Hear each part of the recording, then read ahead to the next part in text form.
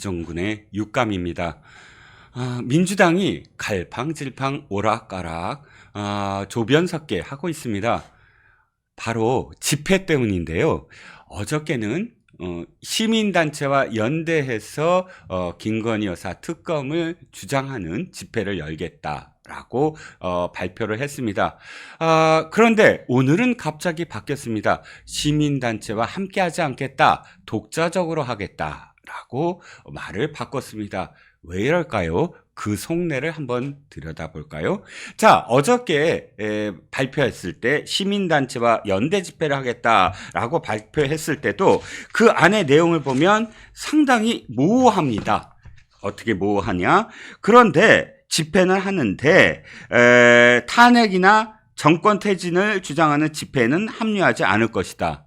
이게 또 뭔 말입니까? 시민단체와 집회를 하는데 시민단체 중에 탄핵을 부르짖는 그런 그 단체와는 연대하지 않겠다. 그러면 탄핵을 부르짖지 아니한 시민단체가 과연 있나요?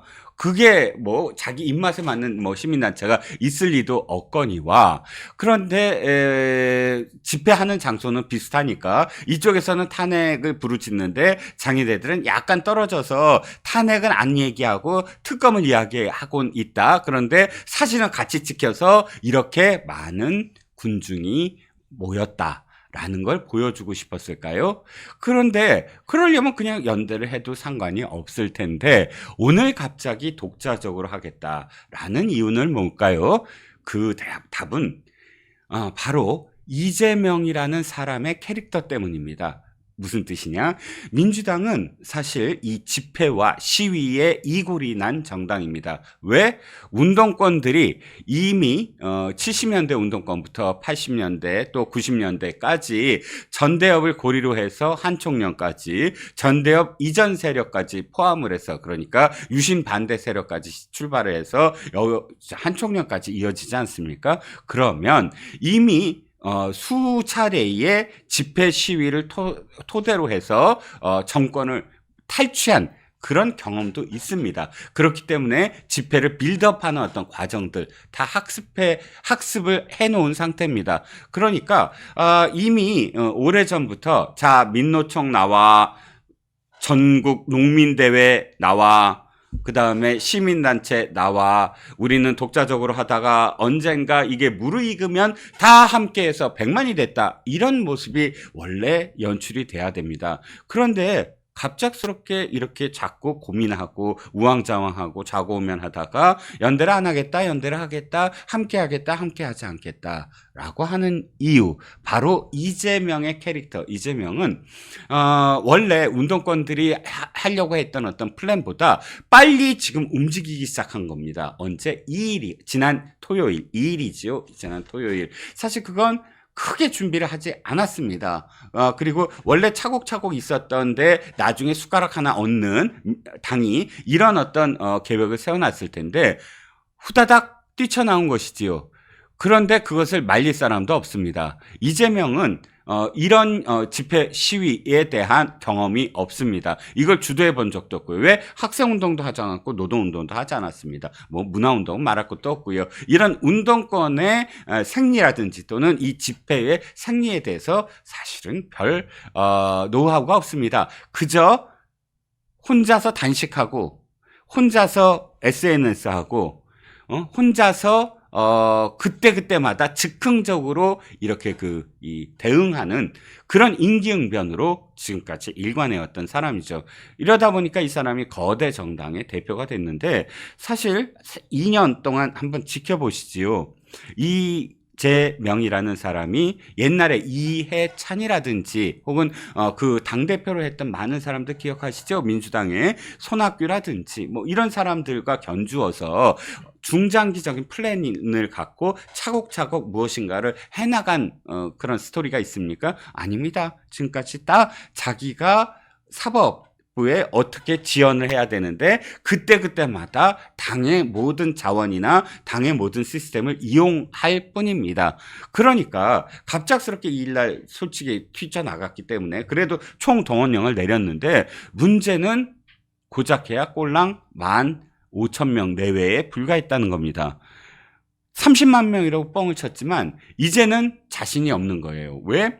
당시 사진도 있고. 그러면 일단 시민단체와 연대하겠다는 소리를 왜 했겠습니까? 아, 시민단체와 연대해서 더 많이 더 모양새 있게 그 시위 장면을 연출하고 싶었을 겁니다. 그런데 아시다시피 이제 정신이 번쩍 든 거예요. 탄핵을 한다 안 한다 이것도 중요하지만 모였는데 시민단체까지 포함을 했는데 지난주보다 더 적다. 지난주보다 더 적을 수밖에 없겠죠. 왜냐하면 지난주에 총동원령을 내렸지만 아시다시피 총동원령을 한 번 내리면 그 동력이 계속 이어지질 않습니다. 생각해 보세요. 자, 당원들이 다 모였습니다. 그런데 시민들이 호응을 하지 않으면 사실 동력이 끊겨요. 동원된 사람들 갖고는 매주 집회를 할 수 없습니다.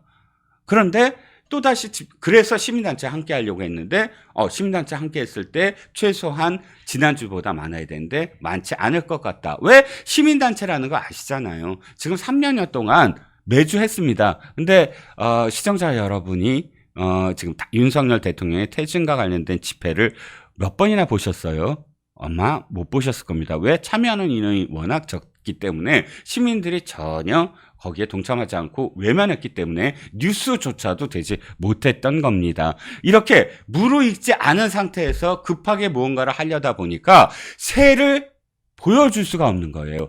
결집된 세력을 보여주지 못하면 이들이 이야기하는 전 국민이 분노했다. 전 국민이 동참하고 있다. 전 국민이 들끓고 있다라는 이야기가 사진으로서 보여주지 못한다는 겁니다. 그렇기 때문에 무르익지 않은 시기를 정하고 그다음에 그 결과물을 보여주는 이런 차곡차곡의 과정 없이 무리하게 이재명의 그냥 즉흥적인 생각으로 뛰어들다 보니까 참사가 빚어지고 있는 겁니다. 그러니까 어제 다루고 오늘 다루고 하는 겁니다. 그러니까 이번 주 토요일도 사실상 볼장 다 봤다일 겁니다. 이렇게 오락가락하는 이유가 첫 번째는 이재명이 있고 두 번째는 이 당의 시스템이 무너진 겁니다. 당은 어쨌든 이 당이 아무리 무슨 좌파당이고 아무리 진짜 그 명분 없이 저렇게 일당 독재로서 1인 독재였던 당이 됐지만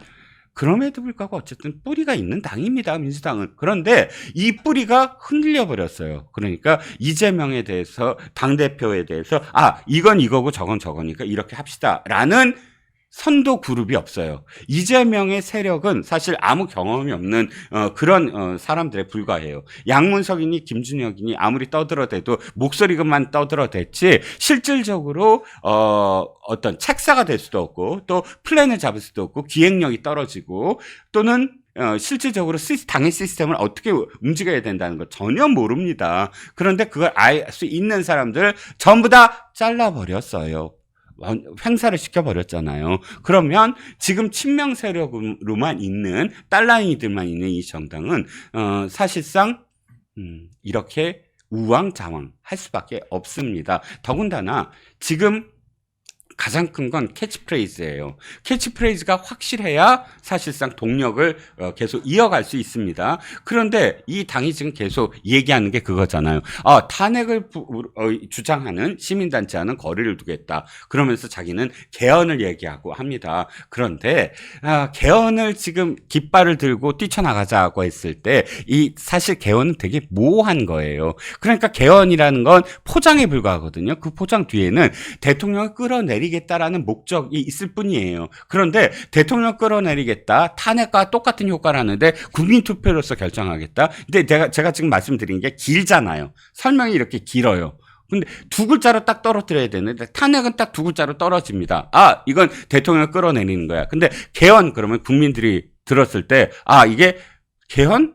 개헌은 어쨌든 헌법을 고치는 거잖아. 이렇게 되거든요. 그러니까 깃발로서는 참 애매해요. 개헌이라는 건. 자기네들의 목적을 숨기려다 보니까 개헌이라는 포장을 했지만 개헌이라는 포장은 국민들이 늘 들었던 얘기고 이게 이번에 될까? 부터 시작을 해서 여러 가지 어떤 함의가 여러 가지로 확산될 수 있는 거예요. 그러다 보니까 깃발도 사실은 애매모호하고 그 다음에 시기적으로도 빨랐고 여기에 총동원령이라는 악수를 둔 거죠. 그러니까 지금 이재명은 아유, 그런 거 잴 거 없다. 나는 11월 14일과 11월 15일과 11월 25일과 11월 29일 이 4개의 재판을 어쨌든 재판에서 나올 이야기를 희석시킬 수밖에 없다. 그러니까 10,000명이 모이든 20,000명이든 5,000명이 모이든 상관없다. 이런 세를 빨리 그냥 나오게만 해다오. 이게 이재명의 지금 그 수입니다. 그런데 사실 민주당 내에선 제대로 된 정신을 갖고 있는 사람들은 깝깝할 겁니다. 이렇게 지금 동력을 가져가지 못한 상태로 소모시켜 버리면 정말로 크게 무엇인가를 할 때 그 큰 움직임을 가져갈 수 없다는 게 너무 자명하거든요. 그러니까 지금 이거는 스스로 제사를 깎아먹는 짓을 하고 있는 것이고 그 모든 것은 이재명의 나만 지키면 돼라는 생각 때문입니다. 그러니까 아까도 개헌 얘기를 했지만 이게 탄핵인 듯 탄핵 아닌 탄핵 같은 개헌입니다. 제가 굉장히 길게 얘기하지 않습니까?